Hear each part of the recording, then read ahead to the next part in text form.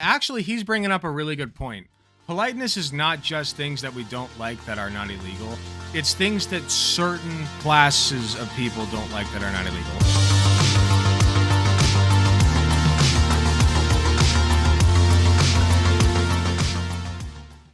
All right, being polite is a nice thing to do. I like it when people are polite, when you chew with your mouth closed, when you say hi, when you're walking by somebody on the street, when you hold the door for them, all that good stuff, right? Being polite's a good thing to do. I like being polite. I like it when other people are polite to me, for the most part. I think there are some traditions that are a little bit stupid that we consider polite, like saying bless you after somebody sneezes. I think that's pretty dumb personally. I don't think that's a polite thing to do. I just think that's like a very weird, rooted in tradition kind of thing that we do. It doesn't make a lot of sense to me, is my point. All that being the case, you may remember the homeless video that we did recently on Wisecrack and their take on homelessness and what we should do about it. Well, they got another banger for us, folks. Politeness is a Trap by Wisecrack. I'm sure this will go just as well as the last one. You know what? Maybe I'll be surprised. Let's see what Wisecrack has for us today. Let's see what they think about it. Hello, good morning, afternoon, or evening, dear viewer, and thanks for tuning in to today's discussion on the topic of politeness. Now, you might be surprised to hear us covering a topic. Okay, now we're in the mood. Last discussed by your grandmother when she told you not to chew with your mouth open. She's right, by the way. But rest assured, politeness is still relevant today, even on the famously impolite terrain of the internet. Indeed, politeness holds the fabric of society together, provides a roadmap for navigating social interactions, and ensures that I don't drop a deuce on my boss's desk. In our society, politeness is a virtue, or at least it usually appears that way. However, a recent push in the Senate to establish a dress code, because that's the main thing they should be worried. That's Fetterman, right? Fuck this guy. Put on a suit. We're bored of the shtick. Stop it. Made us wonder, are we too obsessed with politeness? Is it a necessary bedrock of society, or is it a tool for rich people to sartorially oppress? Do not say please and thank you. It's a scam. True. In class while distracting from larger issues. And is being polite more important than being principled? Well, today we're going to find out in this video on the sinister side of politeness. Won't you join me? Now, politeness is a relatively modern concept. In early Western civilization, rulers established dominance. I think that depends on your definition of polite. Like, there's always been norms in society that are not upheld by laws. That's basically what politeness is, right? Norms that we hold that are not upheld legally. So like putting your grocery cart back. Not putting it back is considered rude. It's not against the law, but it is the polite thing to do to put it back. Not flushing the toilet. Once again, not against the law, but considered rude to do. It's things that we don't like that are nonetheless not illegal to do, right? I think that's basically what constitutes what's polite and what's not. Strict hierarchies and the threat that anyone who looked at them funny would get beheaded. Because they believed their power was ordained by God and were treated as such, rulers didn't feel any pressure to be tender to their subjects. Cut to late 17th century colonial America, where people were tired of being treated like dog. The British imperial government reacted to the colony's request for more humane treatment with stricter rules and harsher punishments. Wow. Like branding, whipping posts, and ear cropping. I don't know what ear cropping is. I will not Google it because I don't want to see images, but I'm sure it's real bad. Do not let me know in the comments. I do not want to know. Colonists fought back by getting plastered and shouting. 1926, Bacon's rebellion saw insurgents drive Virginia's governor out of the capital before burning it down. 12 years later, Massachusetts leaders imprisoned their governor for 10 months before punting him over to England for trial. Then again, my last Wisecrack video was not demonetized or anything, so maybe it's, YouTube ain't gonna take that, Maybe it's not that big of a deal. Maybe Wisecrack has the system down. That's a completely different band, but I don't know. The pun worked in my head. These conflicts convinced elites to really look inwards and ask, guys, how can we do better? No, of course they didn't ask that. Their question was, how do we stay in power when public stocks and other torture methods stop working? American leaders, considering the nature of power, turned to the ideas of the British political party, the Whigs, who opposed absolute monarchy. Of course they were called the Whigs. I forgot that was a thing. Thinkers like John Locke and Algernon. We gotta name our party after a distinguishing characteristic. Wonder what it could be. Argued that a ruler's power stems from fostering a good relationship with their subjects. The third Earl of Shaftesbury a student of law, they didn't all wear wigs. I'm just being funny. Insisted that politeness was a moral issue and that a decent person should care about the common good and be pleasant to be around. Discussions about governing increasingly praised restraint and exercises of power, keeping public executions to a minimum and at least pretending to care about. See, that's polite. When you as the king say, you know what, let's limit the public executions this year to like maybe 50, 60 on a bad year, but 50 max. I think that, you know, you're doing pretty good. Now, by the 18th century, governing became all about the 3 Ps: politics, power, and politeness. Hey, let me know in the comments what you think the 4th P should be. Using polite language. Power. Wait, was P already? Oh yeah, it was. Okay, yeah. Power was already there. Piss, there you go, good. Hey, let me know in the comments what you think the 4th P should be. Using polite language was essential to being taken seriously and was used to gatekeep political power. Now, politeness indicated that one had a discipline of self worthy of the power to discipline others. Obedience was no longer a because God said so situation. It had to be earned, in part through being nice. Ben Franklin thought that fostering goodwill by being approachable, warm, and charming was more useful than brute force. I don't care what Jim says. That is not the real Ben Franklin. I am 99% sure. Politeness was... Honestly, they've kind of got the system down where it's like the clips that they use are just short enough that they won't get demonetized. Like, they have to be making money off of this shit, right? So I think that they just have, like, down to the decimal how many seconds of footage they can use, and then they just like grab media from all over the place to use. Honestly, kind of smart. Colonists' counter-reaction to the monarchy. In its nascent form, it curbed excesses of power and tyranny by making it uncool to lose your shit and throw chairs. So they would have hated wrestling. Throwing chairs is one of those few things that is both rude and can also be illegal if done correctly. The advent of politeness correctly throwing a chair will get you in jail. From the elites to the people. It mostly made the powerful seem less scary, like someone that you'd want to grab an ale with. Now, colonial elites used polite society to distance themselves from the common people, both physically through memberships to club rooms and great houses, and culturally by rejecting popular language, ideas, and even the act of humming, which was considered not classy. God, what the hell did they do to this child? This is just sad, man. It really is. People, here's the thing, right? Just a brief tangent. People always think that, like, if you were royalty, that you had, like, everything handed to you, which in many ways is and was true. But also remember, those royal pieces of shit will have, like, they'll spit out children, and then they will abuse the out of those children, okay? Make no mistake about it. Those kids were reamed growing up. Like, they couldn't do jack shit that they wanted to do. They were just groomed. They were literally groomed into being like the next, like, they're miserable pieces of shit, all of them. They're so miserable because from their childhood, they were just told, this is your purpose, right? That's why I hate this shit. Classy. I'm fine with that. I don't think you should hum. I think it's annoying. Why hum when you can sing? As the modern state emerged, political authority was vested in public institutions rather than the monarchy. Wealthy businessmen suddenly had influence on policy and public affairs. Thank God for the wealthy businessmen for bringing us where we are today and telling us that weapon stocks are in a good place. True. Invest in weapons. I like this. Politeness became a soft form of power that acted like a verbal and behavioral passport, giving elites... This is a pretty good video so far. I'm surprised. Judging by the last Wisecrack video, I really thought this would be more liberal bullshit, but I like this. Cultural and political credibility and gaining them admission into the cool kids country club. Now, obviously, the filthy, unwashed masses were not included, but the elites believed they knew what was best for the public, better than the public itself. I basically said, maybe you'll agree with me, that politeness, something that's rude is basically anything that is not technically illegal, but we still don't like it when you do it. Yeah, okay. Yeah. Like farting in an open room. Yeah. Exactly. Okay. That was Katie. You can also call her Mrs. Gunter if you'd like.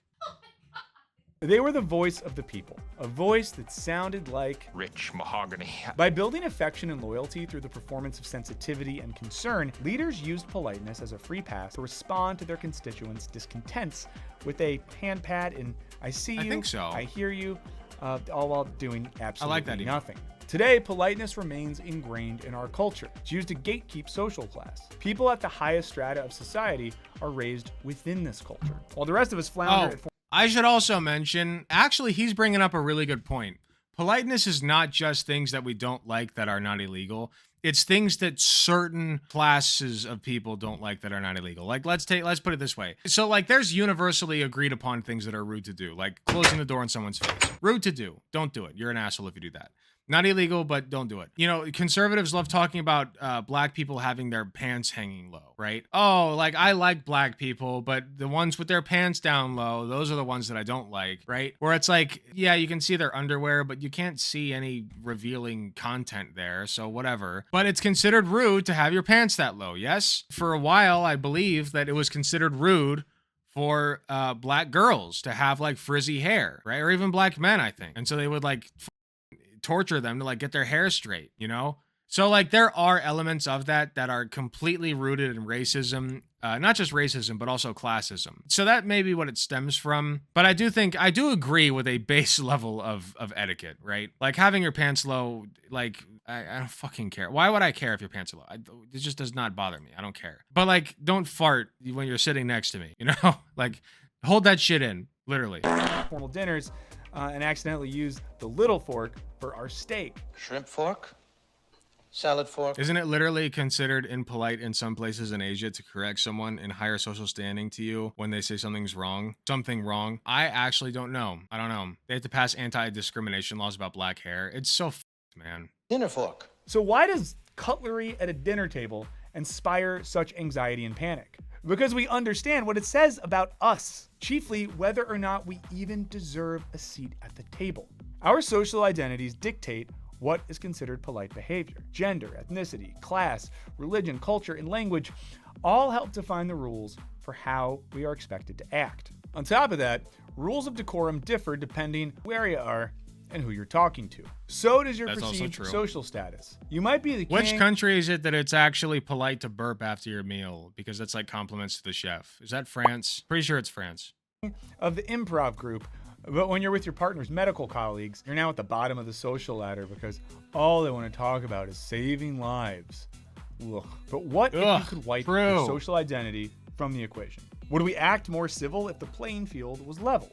Well, the internet sought to do just that by allowing everyone the opportunity to operate in anonymity. Social media has become the central place we congregate to discuss politics and other societal issues. But politeness and its kissing cousin, civility, were seemingly left out of the code. Oh, geez. Sure, we have some standards. Really going for the gut punch. Like if you leave a period at the end of a sentence, it means you're mad at someone. And if you respond to anything with a K or a thumbs up, you're being openly hostile. But a lot of people... Yeah, the period thing, like, in texts is very weird to me. Like, sometimes I feel like I have to leave one, but then other times I'm like, no. Like, I'll literally write the period and then I'll erase it because I'm like, no, that sounds too formal if I do it that way.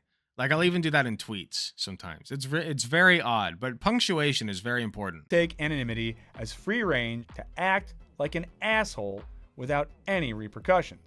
If you've ever peeped the comments of a YouTube video, you know that anonymous users are apt to say, yeah, don't even get me started on my comments.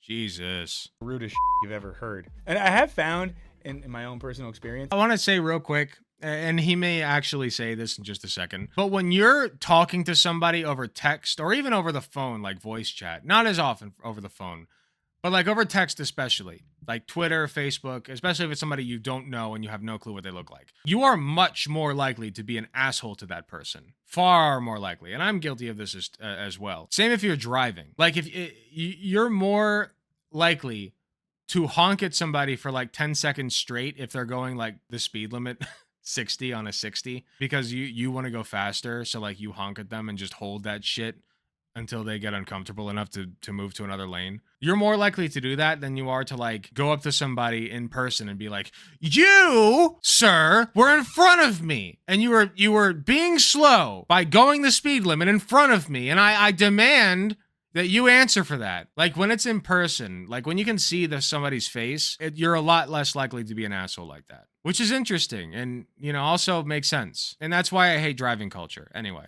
Sometimes if someone says something really mean about me, I'll respond, not in a go way, 5 over, you like, asshole. Hey, I'm a person, you know, I might not really think that, or that's not very nice to say. And so often... Or you can just change lanes.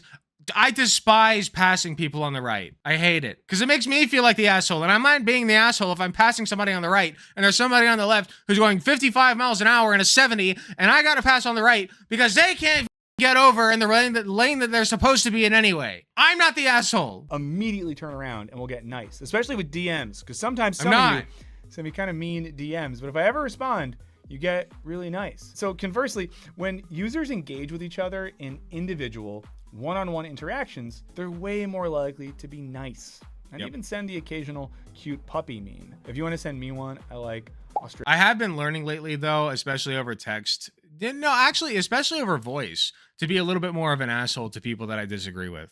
This is a very difficult skill, like to be an asshole, like appropriately with people that you disagree with, because people have an inclination to be polite. They're taught to be polite. They're taught not to be mean, etc., whatever. But when you're dealing with somebody whose beliefs and views are so opposite to your own that they are actually detrimental to society, it is very important to know how to be critical of that person in an incisive way. Like, you can be polite when dealing with assholes like a forced birther.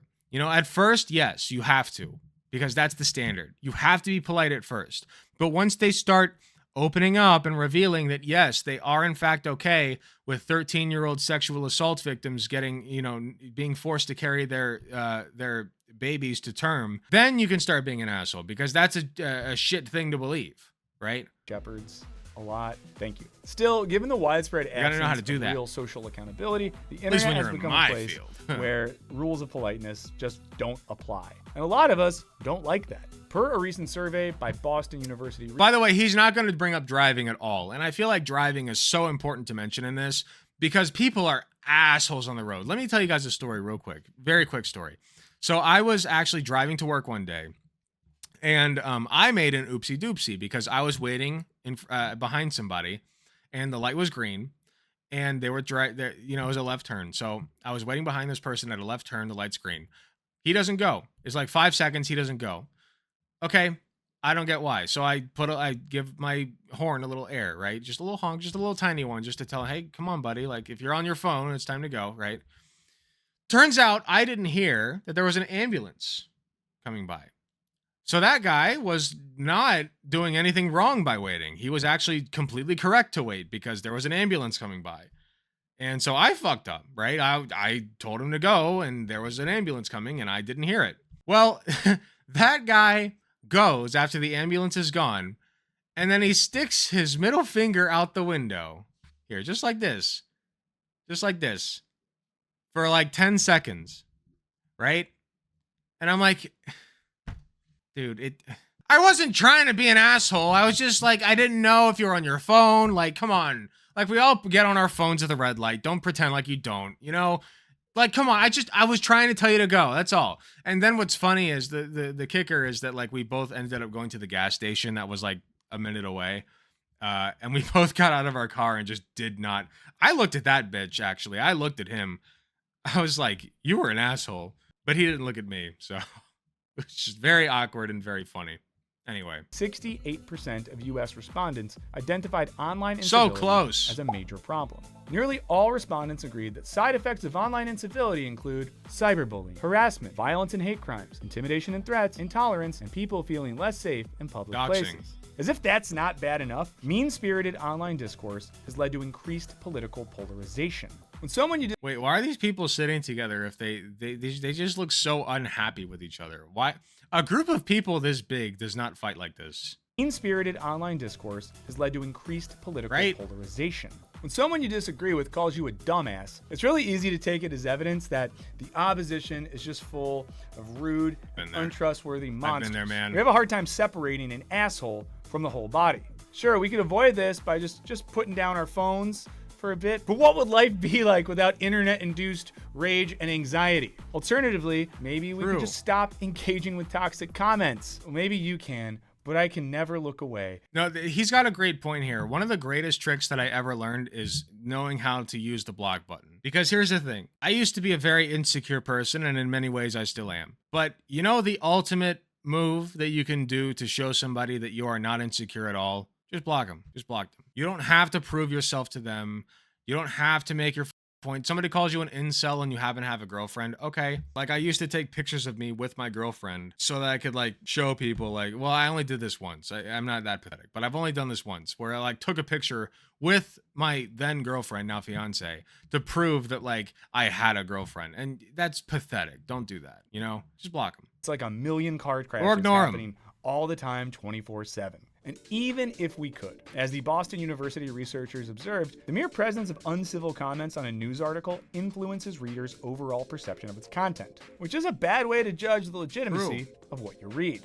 Now, I'm no stranger to this. I'm not innocent of like seeing comments and then being influenced by them to think differently about the content that I'm consuming. You know what I mean? We're all guilty of this. And the moment that I realized that, the moment I started to like change that a little bit and start looking at things more objectively. So we're all victims of like being influenced by comments like that. Similar vein, the study also found that our biases skyrocket when we're exposed to rudeness. Reading someone's up comment makes our brains just shut down. And it's impossible to process information when all we see is red. The power of randos on the internet to immobilize our information processing sucks even harder because many of the worst actors on social media are bots. People's political perspectives are being shaped by WeedLord420 at Telegram, hit me up, deplug6946, the Russian Dogfather OG, Joe Biden eat butt 420, at Dianne Feinstein's ghost 42069 lick it, Jesus' shaved penis 420. How many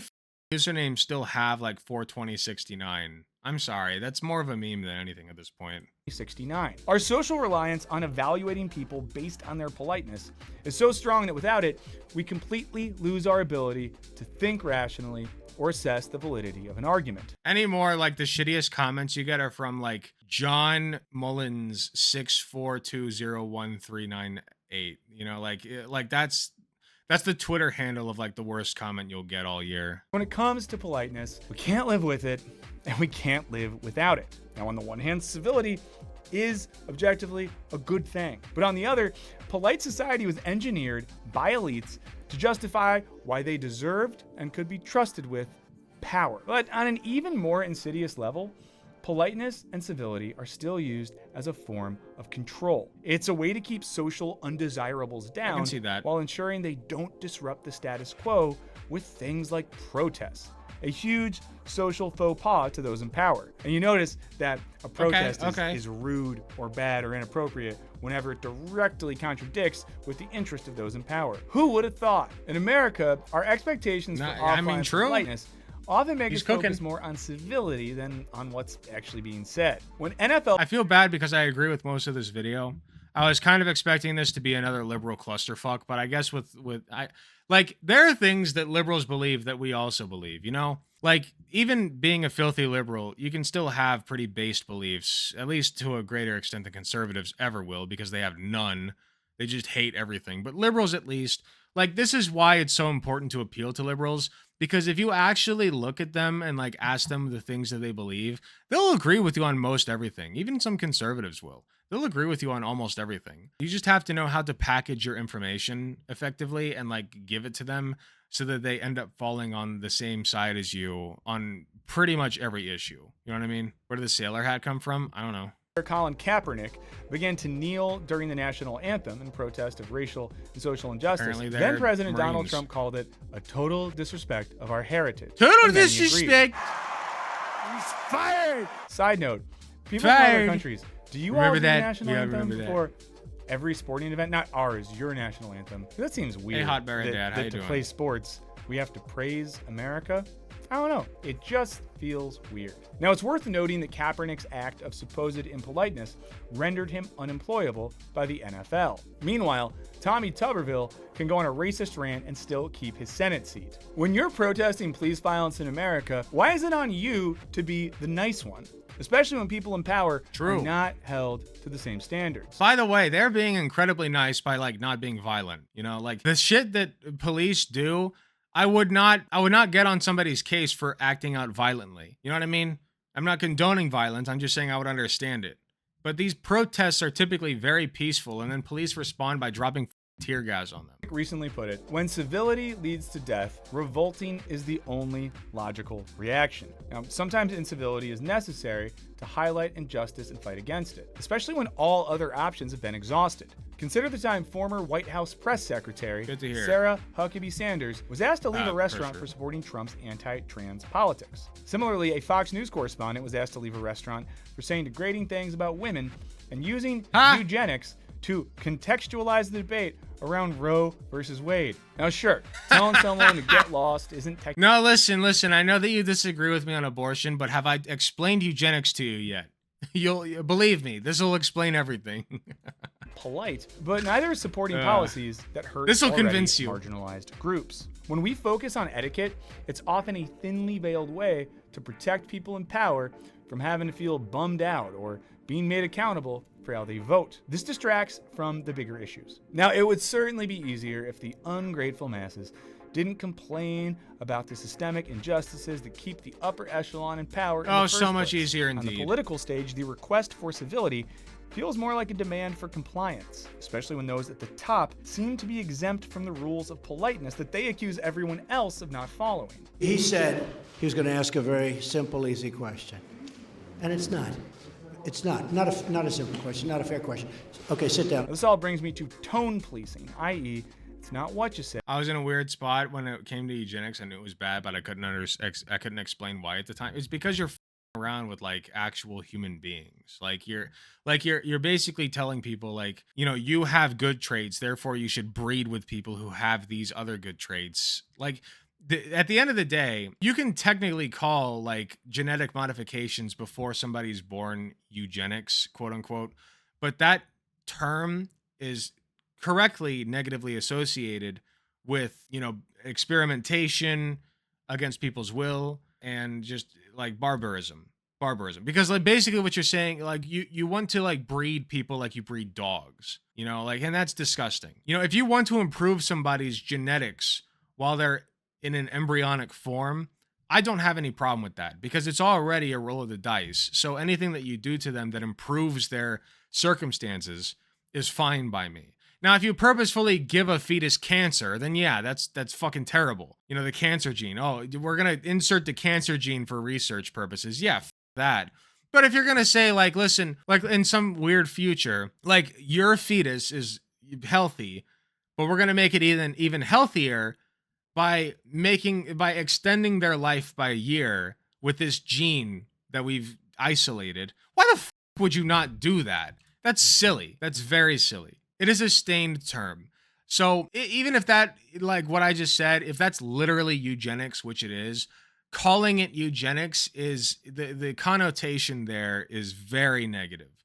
So I would instead refer to that as like gene modification, you know, genetic modification. So yeah, it's, you know, eugenics is bad in the colloquial sense that we don't want to take away people's individual rights as to who they can quote unquote breed with. You know what I mean? How you say it. This insistence on having decorum is used to distract from treating things like color blindness. I think that's fine. Like seeing more colors is not a bad thing. Actually listening and emotionally engaging with people. And it's most often used to discredit women and minorities who are trying to voice their observations and opinions. Marginalized communities experience the brunt of social injustice, including in politeness, but are also under the highest expectations to act politely. America would also be more safe in a situation in which all of our constitutional rights are protected. This is the way our scheme works. This is how the Constitution that we all love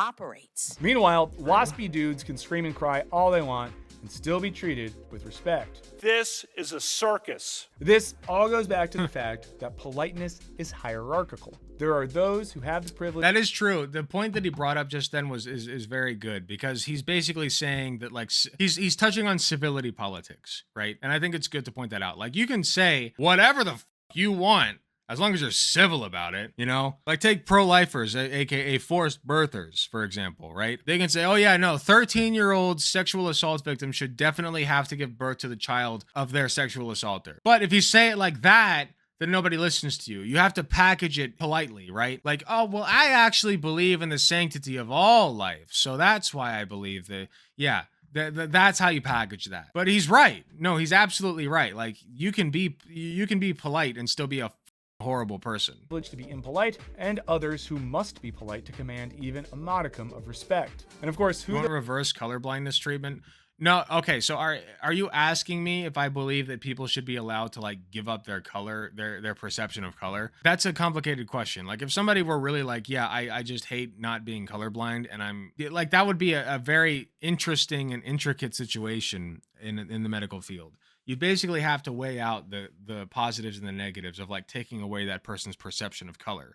You know, if color is legitimately causing them stress in their life, like the perception of color is just too much for them, then maybe there's an argument to be made there. But you know, if they're just saying like, I want to experience color blindness, I don't think there's anything wrong with wanting to experience it. But taking away somebody's color perception permanently, that's a bit drastic, you know? Like that, like I feel like unless their like life is on the line, they're literally like, no, colors are too much for me. I'm going to KMS if I don't like get my color things removed. Unless they do that, then no, why would you do that? Like that's silly. Groups is very predictable. This is not to say that civility and politeness are all bad. On the contrary, many scholars and most generally decent people agree that being good to each other is ideal. Take it from me, I love niceness, I love smiling, I love saying hi to people, I love holding doors open. I think that people, to be honest, in Los Angeles are not very nice in that way. I wish they were more polite in that way. So what this video is really about is fellow residents of Los Angeles. Let's just be nice. My brief time in Los Angeles, I thought people were nice. That's just me. I mean, I was only there for 2 days, so.